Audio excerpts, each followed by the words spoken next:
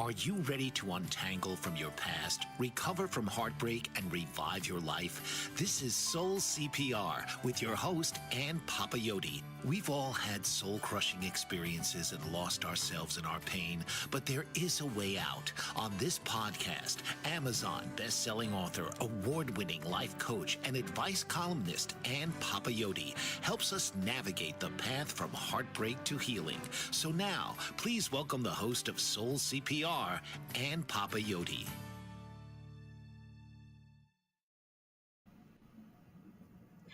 Hello, everyone, and thanks for joining me today.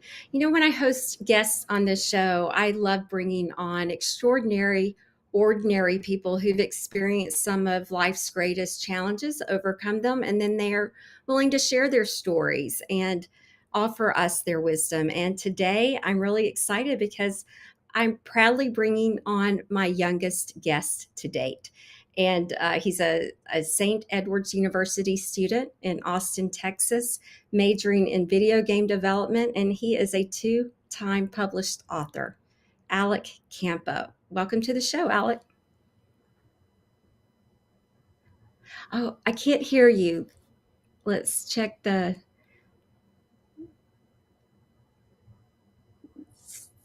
No, not yet. Check your microphone there if you can. It looks like you may have muted yourself by accident. We're still having a problem with that. There we are. So now we've got the sound back up. Alec, welcome to the show. Thank you for having me. Sorry about the sound issues. Hey, you know, that's what happens live. It happens. But Alec, you know, my listeners, anybody who follows the show knows that I love to come back on after being away somewhere and share stories about interesting people that I meet in between shows. And of course, meeting you is no different. In fact, you and I met at a lovely wedding. We were seated next to one another at the reception, and naturally a conversation ensued. And in that conversation, we found out that we were both authors. And what was especially enthralling to me and really captured my attention beyond your youth was the fact that you were a teenager when you were first published. And I was just starting to dream of becoming an author as a teenager. So, thinking of that, how and when did you know that you truly wanted to be an author or a writer? It's really hard to say. The earliest thought I can say I had was probably back whenever I was reading a book called War of the Worlds. Yeah. I believe I was around 12 or 13. I said, this author stuff seems pretty fun. Might as well try it out and see what happens. And I started writing stories then. A lot of those never saw the light of day, but towards the end of my high school career, I really wrote my first book, which I was like, well, am I going to be able to publish this? Is this going to be something I can take to the world? And I ultimately ended up doing that. And here we are today. That's amazing. I mean, I find it incredibly inspiring because I think you were 16 when you published the first one? I started writing at 16. That book took me about 2 years to go all the way through the publishing process. It was very strange and alien to me going through this process of we have to take it from it's in a paper notebook, which I have to this day, and Awesome. translate it to digital, take it to the copyright office, have that done, and then go to Amazon and be like, publish. So it's definitely an experience. Yeah, and quite the process. But again, I just started, I think, dreaming of it around 17, and you actually took it through that process during that time in your life. So quite inspiring. So if you had any role models or any books beyond War of the Worlds, which sounds like it was an inspiration, what types of books inspired you or writers? The types of writing I write is definitely fiction, science fiction. I'm heavily influenced by, I would say, Tolkien. Of course, we have some other big names in there, but I like to name specific titles as well that specifically inspired me. Some of them may surprise you because they are not books, but instead movies. So, for example, Jurassic Park, amazing book, loved it, great work by him. And then we also had some other great things like The Matrix, Star Trek, Star Wars. All those were very foundational for me. And like, okay, how do I want to tell these stories? What kind of stories do I want to tell? Those were very big defining moments for me.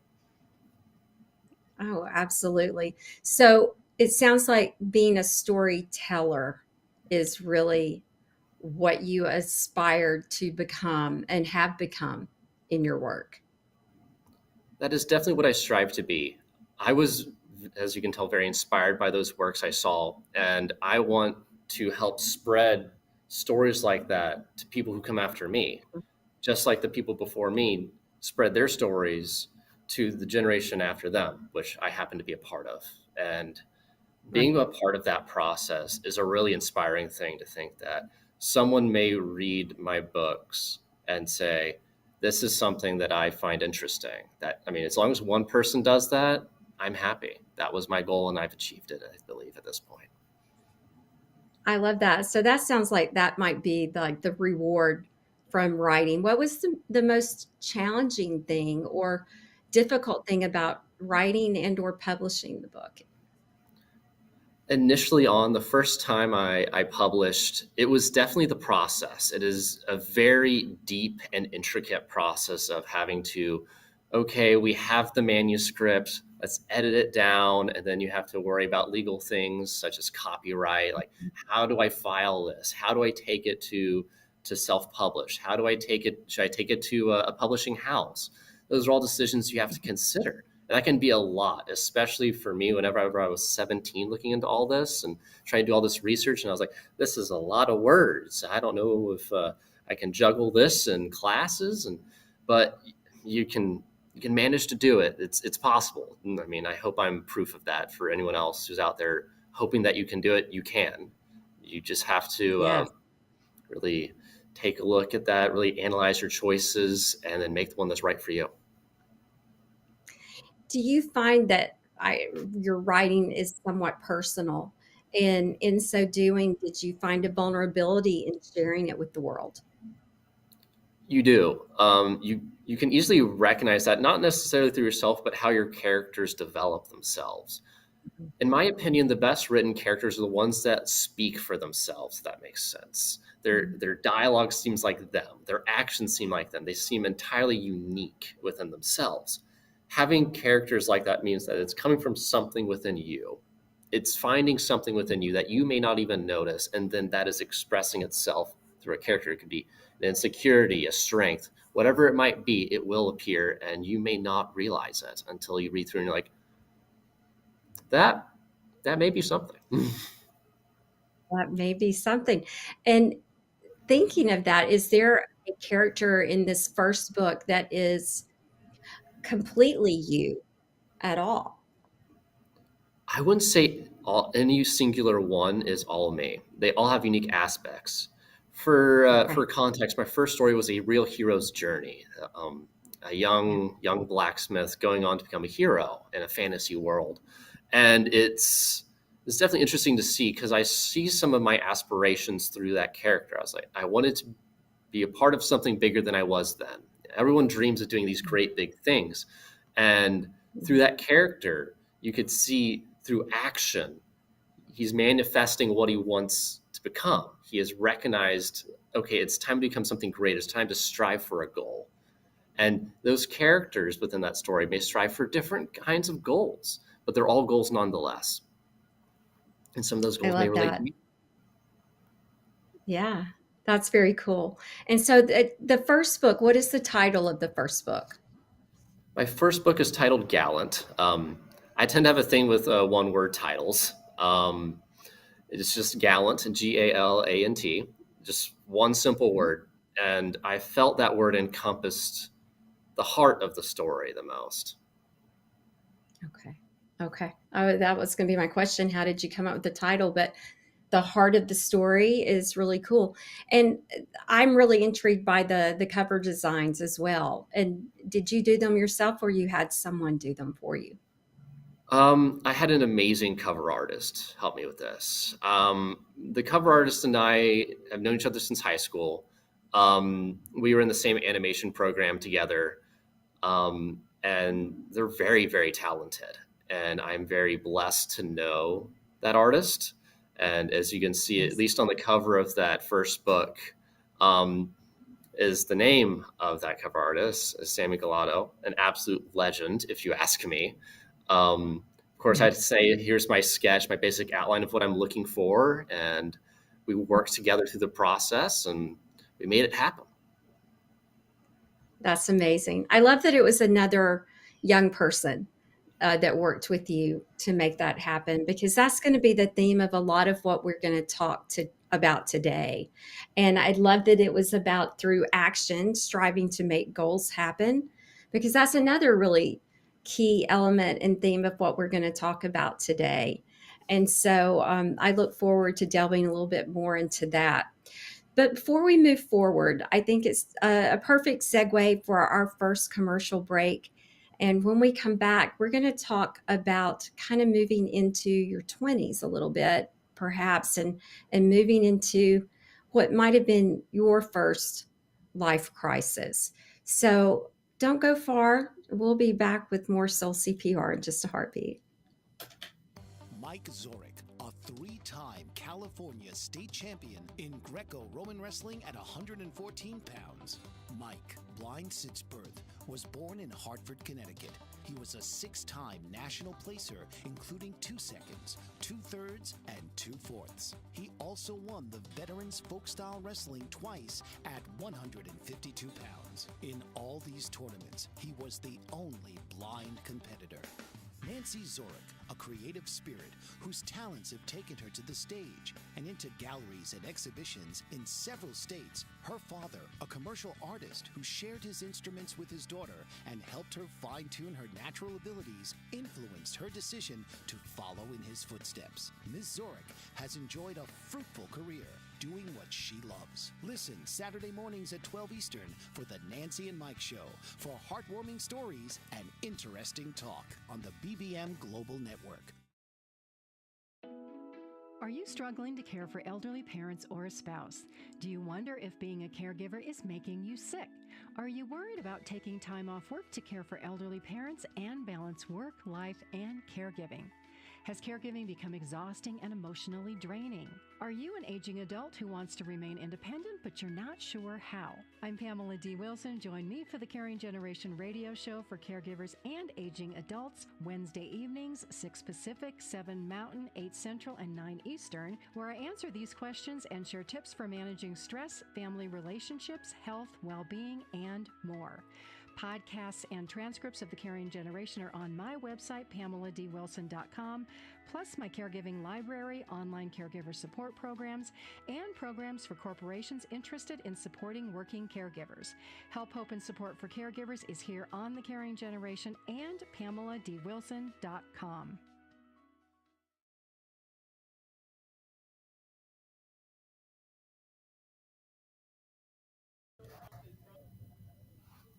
All right, welcome back, everybody. I'm here today with Alec Campa, the young published author of 2 science fiction type cool novels. And we will show you those covers at the end of the show and where you can purchase those on Amazon. But right now, I want to talk to Alec about something that's very important that I want to bring up, and that's about life challenges. And so, Alec, you're now in your early 20s. How old are you? I'm 22 now. Hard to believe. You're okay. Well, enjoy. Okay, It's hard to believe my age now too, but and so you're one of these young people who really, COVID hit at a critical time in your life. But prior to COVID, when you think about it, was there any true life challenge that you had encountered?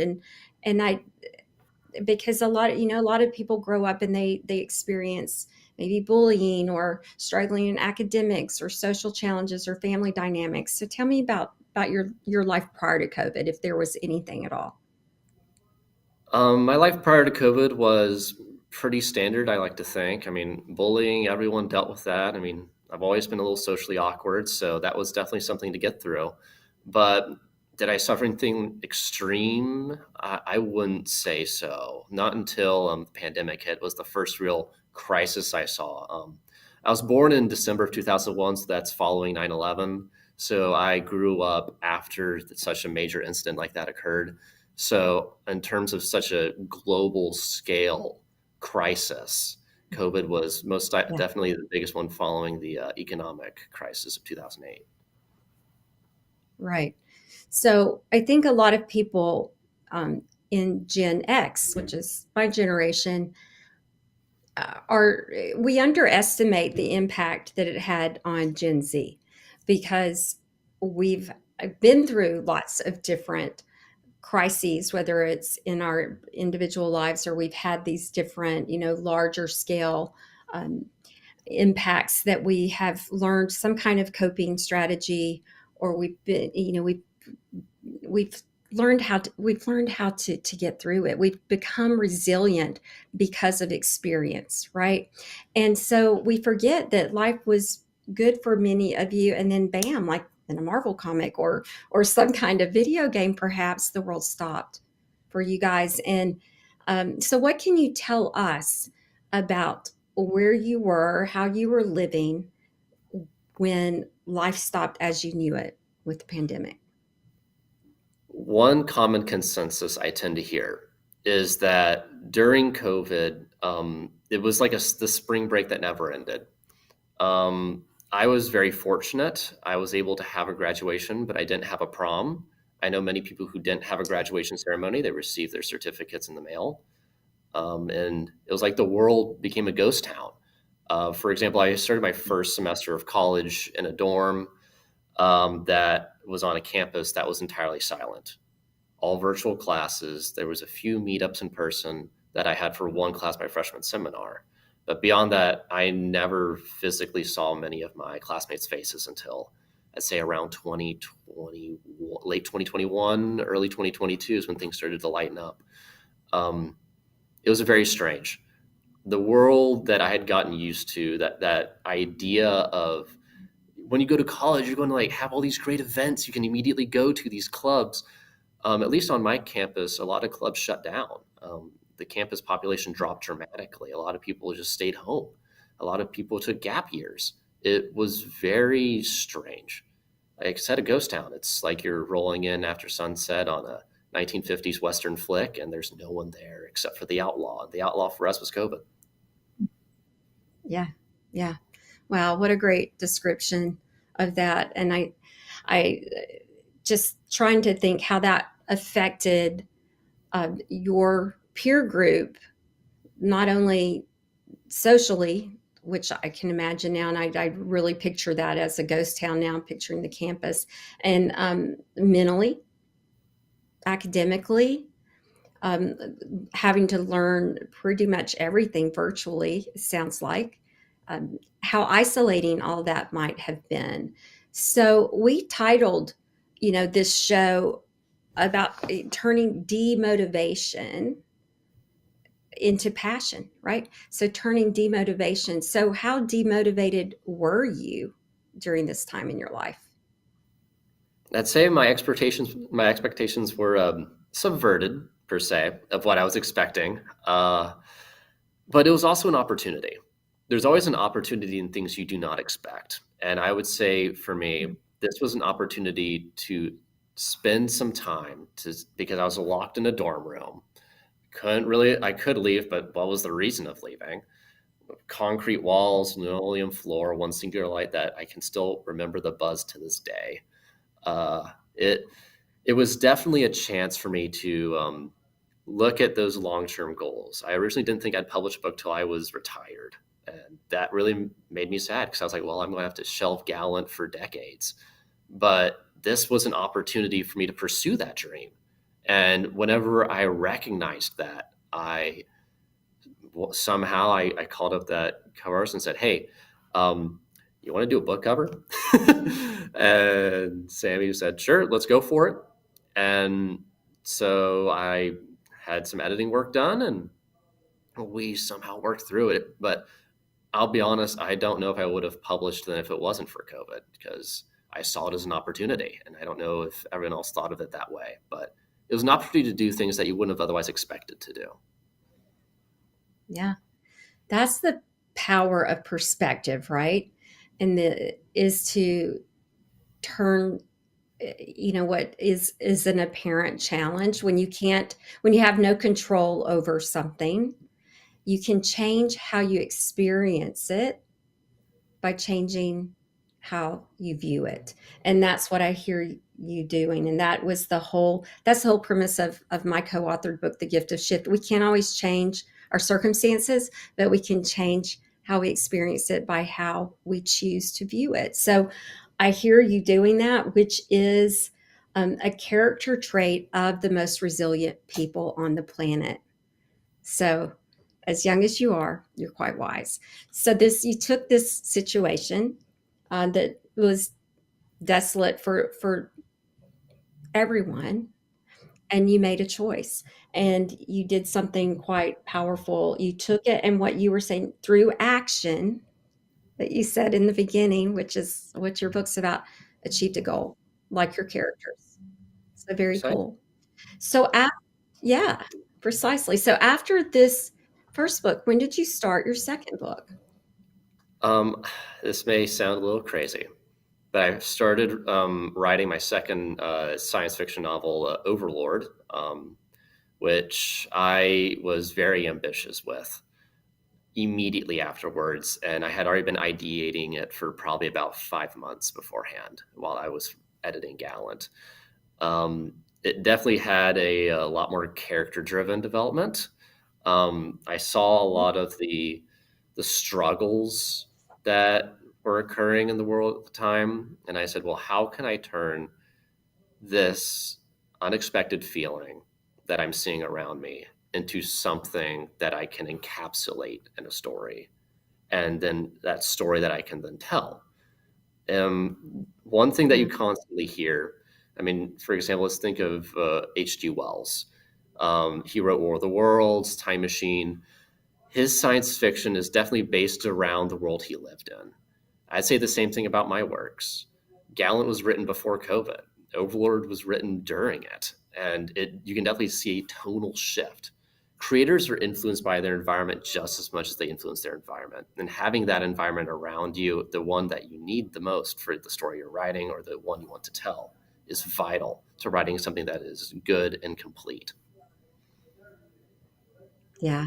Wow. So it sounds like you really used your environment, COVID, the isolation as inspiration. And did you find some kind of healing through writing? I did. The strange thing about writing is the same thing as like it's in journaling. The difference is I'm just writing a fictional piece instead of writing about my actual life. I You always write your experiences whether you realize it or not. And I believe Yeah. through that it definitely helped me get through it.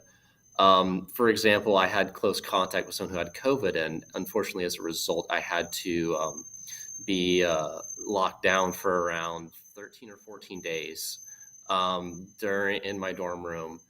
And during that time period, I definitely came to recognize how important that environment was. And I believe that was somewhat reflected in that environment, that writing that I made at that time.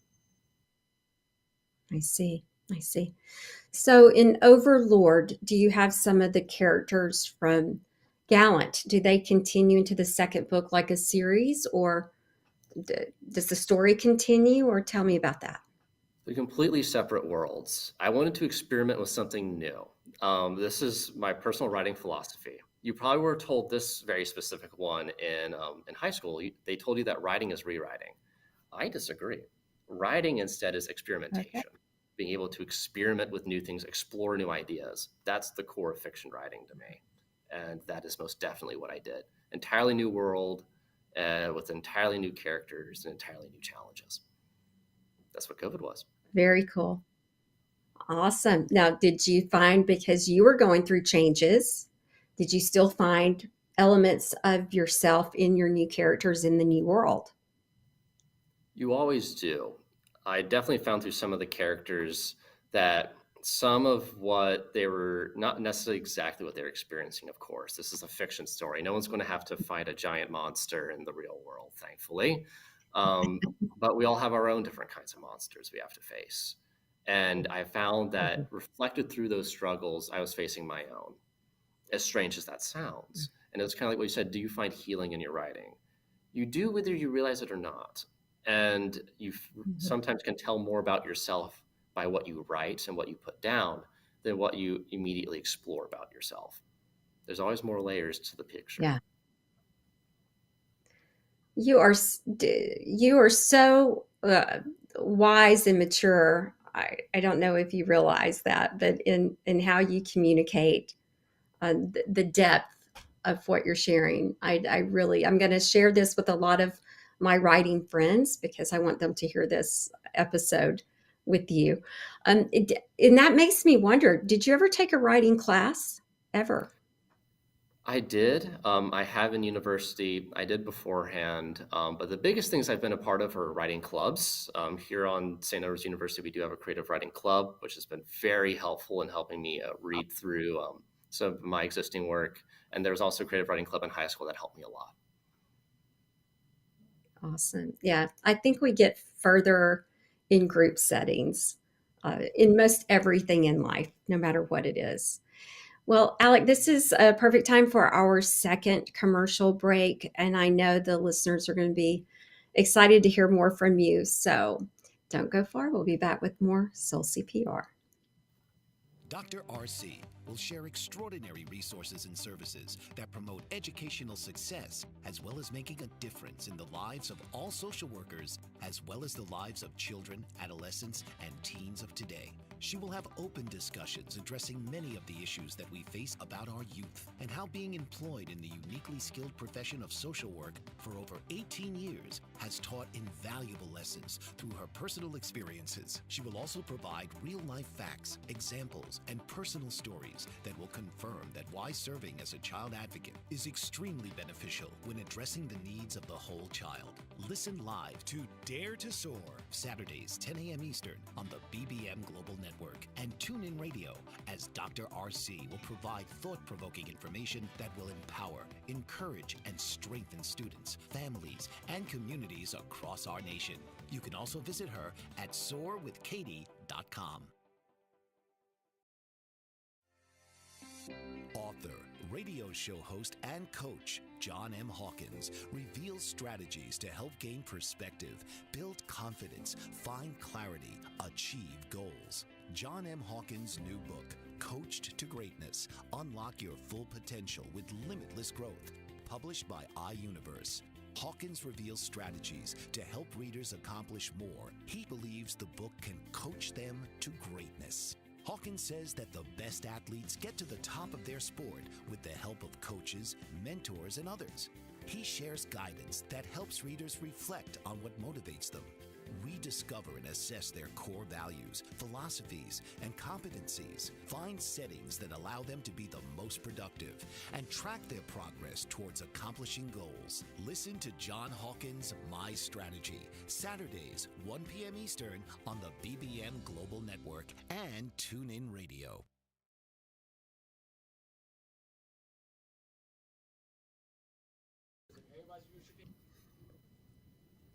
All right, welcome back, everyone. I'm Ann Papayotti here with my guest today, Alec Campa, and we are talking about getting through COVID, his generation, and really taking action to reach goals. And that's a lot about the characters in his stories, 2 published books already. And Alec, during the pandemic, every generation faced challenges, but Gen Z, your generation, really took the brunt of that, grappling with resilience, not having the experience, and there's been a surge in mental health issues since then. And I'm blessed as the mother of 3 20-something young men myself, and being around them and their friends, I find that some are still struggling to find motivation post COVID. And so I'm wondering what advice you would have for your peers, my sons, their friends, who may still be a bit stuck from that experience? I can definitely relay a story of a friend of mine. Coming to college was a very difficult transition for him. He's a very family-focused individual, and being Mhm. over a day away from his family by anything except for direct transit was extremely difficult for him. And he struggled deeply for that, trying to grapple with that, the fact that his support system he had grown up with was gone. That sort of transition was something a lot of college students, such as myself, had to face. And you always find some reason to say, okay, everything here sucks, and that's normal. It's okay for things to suck. But the important thing to realize sometimes is, as one of my characters says, and something that hasn't quite revealed itself yet, is what is your motivation? What keeps you going? And there always is. There's always a motivation that is keeping you going. You may not realize it, but it is there. You just need to look for it. Yeah. And he did. Very good. Awesome. Fantastic. Well, I'm glad he did. And I think that's it. It's finding your why, right? Finding your why and hanging on to that. And sometimes I think people, there's just the darkness and can't see the light yet, and helping them get to that. Um, right now, mental health challenges are the leading cause of disability and poor life outcomes for young people, and we are seeing spikes in mental health crises for young people. So it's so there's increased anxiety and depression and even suicidal ideation. So helping people get past that and finding their motivation to keep moving forward is critical at this stage. So I appreciate your being here and sharing your story and your perspective and your positivity and your ability to seek opportunity, or to turn something that appears to be a challenge, and recognizing you can't always change the situation, but you can change how you look at it and find a motivation in it. So that's, I think, a beautiful key message from you. So what's next from the author, Alec Campa? Well, I've had a little drawing in the background this whole time. It's been about 5 months since my last work came out, but I've been working on this next one, which is very exciting. That's going to be should be somewhat releasing later this year. Right now, it's going by the name of Project Tower. Project is just because it's a project at this period in time. We will see what becomes of Okay. it. But that is what I'm looking at now. I'm still going. I'm still motivated. I'm seeing the, the difficulties that I'm facing, and then I'm looking for the opportunities in them. There's always opportunities in them. There's always opportunity and challenge. It's like you said about darkness. There's always darkness, but if there is darkness, then there's light. That's the duality of it. If there is only one, there cannot Mhm. be. So with my next That's work, right. I'm definitely looking forward to exploring new ideas, experimenting with more characters, and showing my audience a new world once more. Wow, that's exciting. I'm going to be ordering your books when we get off today, also for my sons. But um, being in video uh, game development, do you anticipate, desire, expect any of your books to become some kind of video game one day? That would be a lot of fun. I'd love to see it brought into an interactive format.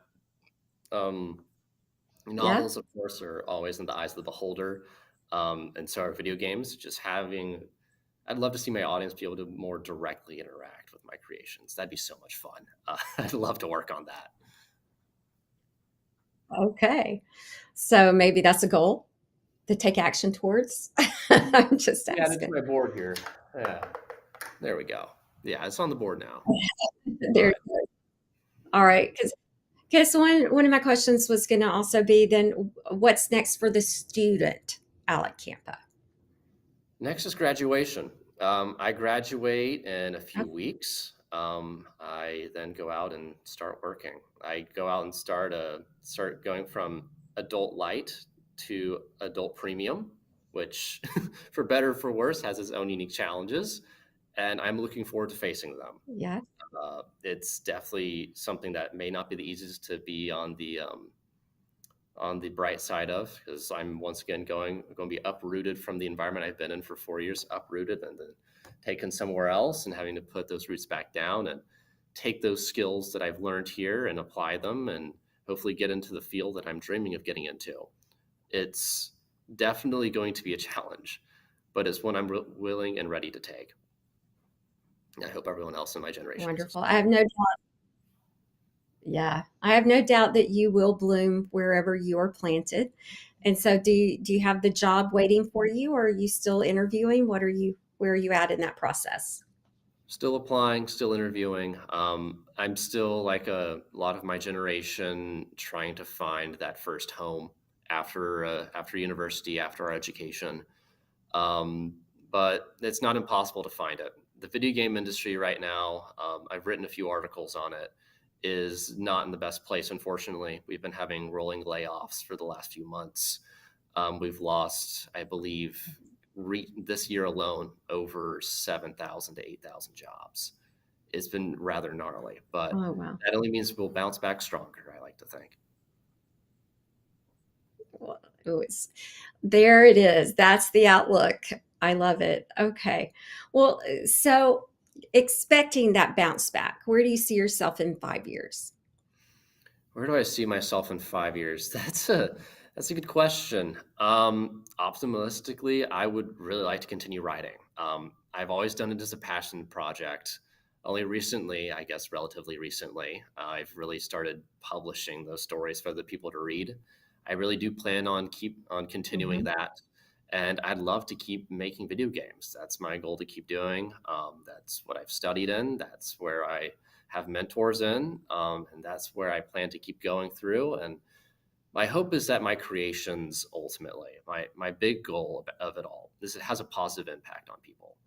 Either it is more like, oh, that's a cool Mhm. story, or oh, I really like this character, or this setting is really interesting. If it has that positive impact on people, I've accomplished my long-term goal, and that's what I'm going to keep striving for. I love that. So, with that answer for 5 years, 10 years, 10 same? years? Yeah, I'd hope so. Some of those goals I said are very long term. Having a stable career, a happy life, finding fulfillment. That's the big goal about everything. Some people say, oh, my goal is to find money. My goal is to find a job. The long term goal people Mm. should at least what I try to strive for is fulfillment. I try and find what will make me happy in the long term. The one thing that will have a positive impact on me in the long term and bring about that environment I mentioned, that positive environment that you need around you to really blossom and prosper in. You need to have that environment. And I want to develop that environment for myself and for those around me. Beautiful. I love that. I have no doubt that you're going to be able to create that because you are a creator. And I can see that happening. And I can see you developing your video games to go with your novels as you continue going. So I look forward to seeing all of that. Well, we're at a point where we're going to take our final break and we're going to come back with closing comments and telling everybody how they can get in touch with you, how they can get your books, and all of that great stuff. So we'll be back in a heartbeat with more Soul CPR. Are you struggling to care for elderly parents or a spouse? Do you wonder if being a caregiver is making you sick? Are you worried about taking time off work to care for elderly parents and balance work, life, and caregiving? Has caregiving become exhausting and emotionally draining? Are you an aging adult who wants to remain independent, but you're not sure how? I'm Pamela D. Wilson. Join me for the Caring Generation radio show for caregivers and aging adults, Wednesday evenings, 6 Pacific, 7 Mountain, 8 Central, and 9 Eastern, where I answer these questions and share tips for managing stress, family relationships, health, well-being, and more. Podcasts and transcripts of The Caring Generation are on my website, PamelaDWilson.com, plus my caregiving library, online caregiver support programs, and programs for corporations interested in supporting working caregivers. Help, hope, and support for caregivers is here on The Caring Generation and PamelaDWilson.com. Dr. RC will share extraordinary resources and services that promote educational success, as well as making a difference in the lives of all social workers, as well as the lives of children, adolescents, and teens of today. She will have open discussions addressing many of the issues that we face about our youth and how being employed in the uniquely skilled profession of social work for over 18 years has taught invaluable lessons through her personal experiences. She will also provide real-life facts, examples, and personal stories that will confirm that why serving as a child advocate is extremely beneficial when addressing the needs of the whole child. Listen live to Dare to Soar, Saturdays, 10 a.m. Eastern on the BBM Global Network, and tune in radio as Dr. RC will provide thought-provoking information that will empower, encourage, and strengthen students, families, and communities across our nation. You can also visit her at soarwithkatie.com.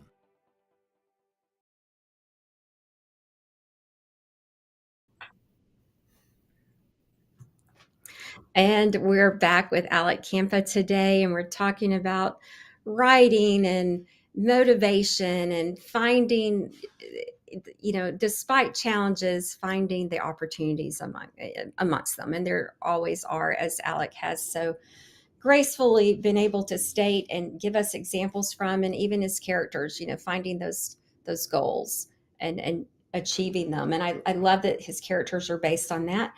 And Alec, as a writer myself, I know that we all have a process we tend to go through. And I'm curious because I want to learn from you. What is your writing process? It's very interesting. I'll say that. What in fiction, from what I've discovered, makes a good character, and this is what I've learned from a lot of experimentation through Gallant, through Overlord. What I have come to realize is what makes a powerful character is what makes them human. Can that character speak for themselves? Is that character in the eyes of someone else something that they can get invested in, something they can relate to? Is it something that makes sense? Because if you have a villain who says, I want to take over the world, that's one thing. But if you have a villain who says, I want to take over the world so there can be no more war, that's something. Because then that's motivating, and that motivation, like we talked about, that motivating factor of the character that gives them the strength to do what they're doing. Why are these characters so unique that they're in the story? Why are they here? Why are they relevant? And it is those struggles, those motivations, those passions that makes them so powerful. And if you can develop characters like that, you can always create a story that they build themselves. And that should be, at least in my opinion, the goal of my writing. You know what just resonated with me on that so much is that I write nonfiction right now. One day I'd like to write a novel, but my nonfiction is all about that. Real people, real stories, relatable, just like you here today. And being that example of the people who have been able to be resilient through some big life hurdle and showing other people the way. So I really do thank you for being here to share your stories with us. And again, just to for those people who are listening who either are from Gen Z, who heard their truth in something that you, Alec, have shared today, or you're a parent like I am of someone who went through this isolation, missing graduations or proms, or the beginning of university years, sitting in a ghost town of a school that they expected to have their beginning of their independent life, right? If you're the parent of them, to recognize that this group, I was even reading a study from the National Institute on Health where they were comparing Gen Z to Gen X and how we all fared during COVID. And Gen Z was shown not to be as resilient right, as Gen X. And it's because of what I said before. We'd already had we'd already been knocked down in life. We'd already learned how to get back up. And so I think we'd often minimized that. We say, get back up, kids, get back up, get back up. And not everybody was able to do that. And so there is an increased mental health concern and crises going on for Gen Z. However, Gen Z was more open to change and more open to learning in new ways, and it's so that's going to catch back up. So I have this optimism, like you do with your industry coming back up, that it's going to catch back up, but it's going to take time. And I think we need to lift one another and create this buoyancy for your generation. I think you are a leader in that, and I appreciate that, and giving people the idea that they can do what they want to do, to follow that passion and turn this demotivation into something that's going to allow them to move forward. So what is the answer to those that are demotivated? I think what would you say, Alec, if you had one? Oh, yes. The one thing I'd say, at least for Gen Z, is because it hit us at a very vulnerable time, because we were still in that phase where we are finding that motivation. So it's really delayed that. And it just really pushed us away from finding that. Motivation is very deeply tied to passion. At least for me, writing is a passion of mine, and that passion motivated me to write something. Well, two things, technically, but you get the idea. Having to find that motivation and passion is not easy, but it is something that you can do. It's not impossible. Like I said, you have to look for it. And that story and that motivation and that passion is different for everybody. But there's always a passion there that can have a positive change on not only yourself, but others. Always think about what matters most to me. Is it my personal success? Is it how I influence my community? Is it how I empower those around me? Which of those is it? Is it a combination of some, or is it a combination of all? Is it none? There's always a motivation and passion out there for us. And I think, for at least speaking to those who are fellow Gen Zers, it is out there for us. We just need to keep looking, and we will find it. It's not hidden away forever. COVID may have thrown a blanket over it, but we can always pull that back away. Well said, my friend. Well said. Well, let's so tell us how to get your book. It's available online at Amazon, correct? Correct. You can So find my books on Amazon. Yes. Both those titles you can have are amazing. Overlord and Gallant, as we've spoken about, on Amazon, available for Kindle or paperback, hardcover, whichever you prefer. Fantastic. Dan, can we put those the book images up on screen if you've got those available? And then we also, Alec, for people to get in touch with you, I think we have your Instagram, if they've got that available. There's Overlord. Oh my goodness. Yeah, this is right up my younger son's alley, right up his alley. So was anime an inspiration for you? Oh, Gallant. There it is. Cover art by Sam Gallardo. Yep. Very cool. All right. Those are the books available on Amazon. The link was there on the screen for anyone who's watching. For those who are listening on one of the podcast platforms, go to Amazon, Alec Campa, Campa. And then I don't know if we have the, it'll be in the show notes. If you're listening or watching, go to the show notes later. You can pull these links and check out these books, and be sure and leave a rating. One thing I really loved about when I looked at your authors page on Amazon, I found it very interesting that what you wrote, where you asked for feedback from your readers, because you're like, give it to me. I want to learn and grow from this experience. And I really admired that from you. You don't shy away from what could be, criticism, because you're like, I want to make my next work better. So tell me what you think. For sure. Like I said, my philosophy of writing is experimentation. Looking back on my works I've written, I find so many ways I can improve them, or things I could have done differently. And either you want to leave as a review, you can put it in a comment, or you can message me on author Alec Campa official, just underscore in between those words on Instagram. I want to hear how my work is received. What is it I can do better? Is there something I missed? That's the thing about writing. If you do not fail, you cannot succeed the next time. You cannot learn from your mistakes. And like I said, those clubs, those mentors, they've taught me these things, and they've critiqued my work. They've said, okay, this bit's okay. This bit, not so good. Let's change this. Having more people do that would be awesome. I would love to have feedback, however you want to provide it, be it through direct message. If you send me an 8,000 word essay, that may take me a little bit of time to get through, but I appreciate feedback. I'm very grateful for those who have supported me so far, and I'd be honored to have you support me as well. That's wonderful. Well, I look forward to doing that for you, and I encourage our listeners to do the same. Alec, it's been a pleasure having you on the show today. And when you get that next book out, we'll have you back. All right. Can do. All right. Well, as this episode of Soul CPR comes to a close today, I just want to remind the listeners that healing is, it's a journey of profound transformation. So give yourself the grace of that and take your time. And we've got some resources I want to put up for anyone who is still stuck and struggling. Dan, do we have those that we can put up? We've got some of my favorites are NAMI, which is the National Alliance on Mental Illness.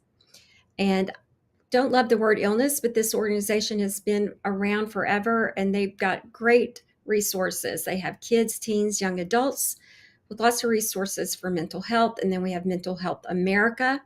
So it's www.nami.org, NAMI.org, or Mental Health America is mhanational.org. These will all be in the show notes.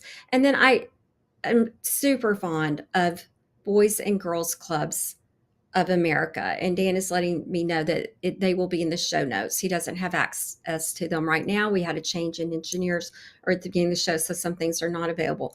No problem. These will be in the show notes. Boys and Girls Clubs of America has an empowering kids and mental health resources. So these are all available for free, where people can go and find out information for themselves. There are guidance counselors and downloadables and even some free assessments online. So I encourage you to go there if you're stuck or someone you know and love is. So as we conclude today's episode, you know how I feel about you. I want you to breathe freely, love openly, live soulfully, and you can reach me on my social media, and that will also be in the show notes. So until next week, there's my stuff. Dan's got that. That's somewhere. All right. Skyviewcoaching.com. And I'll see you next time. This has been Soul CPR with host Ann Papayotti. Breathe life back into your spirit with each episode, where she and special guests explore the relationships that hurt us and discover that healing can only begin with you. Tuesdays at 3 p.m. Eastern on the Bold Brave TV network.